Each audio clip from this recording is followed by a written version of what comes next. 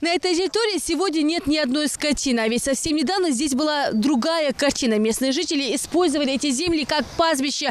Как они нас уверяют, им их выдало государство специально для этих нужд. Травка зеленеет, солнышко блестит, но уже не для местных коров. На протяжении нескольких недель они стоят в стойлах и рвутся на свежий воздух. Но ничем помочь им местные жители не могут. О том, что у земель под общественным пастбищем появились собственники, жители узнали от пастухов, которым новые хозяева запретили появляться на их земельных участках. Ладно, это смириться, но хотят этот кусок останется, ждохан лилды, ержбок, а если гмейтуан. Футбольное поле я надо даицат. Издадят, ханди кусок ёхки ген, атьяздят, ердаздят. Мы чахлилды диж ждохан, мы шлилды диж. То пенсионеры, ждохан целилдиш, аса целилдиш, котом целилдиш, мы все скале еждут. Местные жители признаются, здесь они пасли коров более 20 лет, и соответствующие документы на эти земли были. Вот только теперь никто не знает, где они. Куда только они не обращались, и в администрацию уходили, и к хозяевам земель звонили.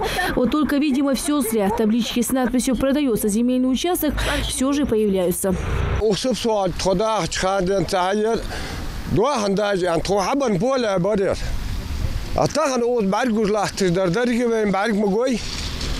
دوحن حار ملاح ياخذ عدا يرتقي اللي ياخذ واحد يرتقي عشق والاشتراف يجي يتقي ازداد يرتقي لينا يديح بيش دوح كادي يعني انا دوحن ليل دي نخبق ود بحري.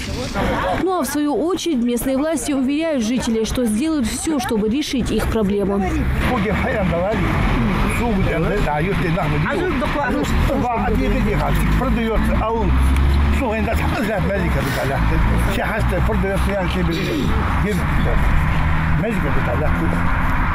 شو تخن شو قاعد صحندات بالله ناخذ عند وزة بعد كنت تلوزة بس أصلا من يردوك يجي يفرق هذا دي توه الناس من يردني واحد نتحبي يقتلني كم بقول أجي وده حاجات الناس هل هديك هدية نبريجي توك أجي В общем, страдают в этой ситуации больше коровы, которые пока решают вопрос с пастбищем, вынуждены только мечтать о свежем воздухе. Рина Сычуева, Адам Далаков, Новости 24.